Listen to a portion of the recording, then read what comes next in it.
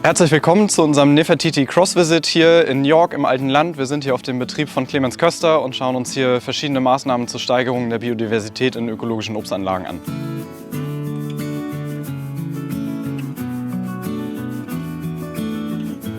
Das wichtigste Element im biologischen Obstbau, um die Biodiversität in den Anlagen nachhaltig zu fördern, ist die Anlage von solchen Blühstreifen, wie wir sie hier sehen.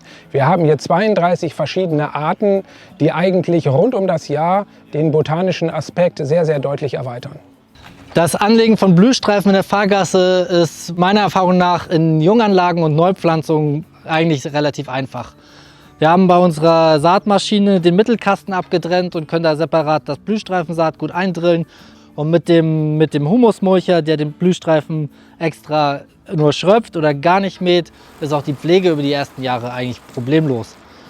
Man hat dadurch wirklich ein sehr schönes Blühbild, wo ganzjährig Angebot für die Insekten da ist, was man auch wirklich merkt, dass da mehr Insekten vorhanden sind. Wir schröpfen die Blühstreifen mehrmals zu unterschiedlichen Zeitpunkten im Jahr, weil dann immer unterschiedliche Pflanzen, die darin vorhanden sind, durchkommen. So erhält man die Vielfalt über das ganze Jahr.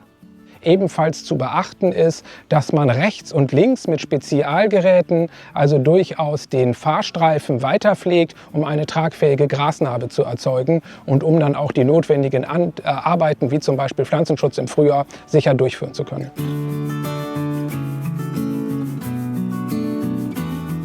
Auch eine Möglichkeit, Obstanlagen und die Umgebung aufzuwerten, ist natürlich Hecken anzulegen, wie wir das an dieser Stelle sehen. Hier mit einer Weidenhecke, davor auch mit einer Schlagflora aus Brennnessel und Weidenröschen. Sofern man den Platz hat, bietet das natürlich sehr viele Lebensräume für viele Arten und ist auch eine Form der biologischen Aufwertung.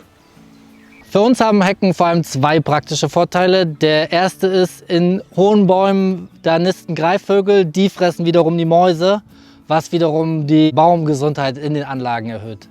Und der zweite Vorteil ist, wenn man sie an den Grenzen zu konventionellen Nachbarn hat, kann man dadurch das Risiko von Abdrift konventioneller Pflanzenschutzmittel auf unsere Ware deutlich reduzieren.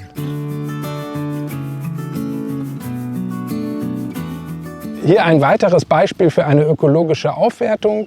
An dieser Stelle ist ein Pfaffenhütchen in die Obstanlage mit eingebracht worden, um frühzeitig indifferente Lausarten hier anzusiedeln, die wiederum dann ihre eigene Prädatorenfauna hinter sich haben. Und sollte es dann in der Obstanlage einmal zu Lauskalamitäten kommen, haben wir hier schon frühzeitig eine Nützlingsfauna in der Obstanlage. Das System mit den Ankerpflanzen funktioniert eigentlich gut, wenn man die Ankerpflanzen in den jungen Jahren, wenn sie klein sind, noch schützt. Weil wenn sie klein sind, sind sie gefährdet durch Saisonarbeitskräfte, die nicht ahnen, was da steht.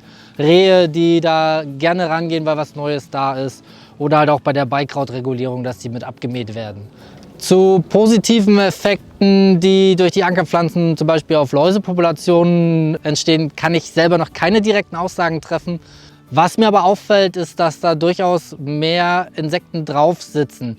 Ich finde die Ankerpflanzen aber auch einfach schön, wenn da mal was anderes noch steht, was anders blüht, was anders aussieht, wo andere Beeren dran sind, wo auch Vögel sich einfinden. Und das gefällt mir einfach besser, als wenn einfach nur Äpfel in Reihe und Glied dastehen.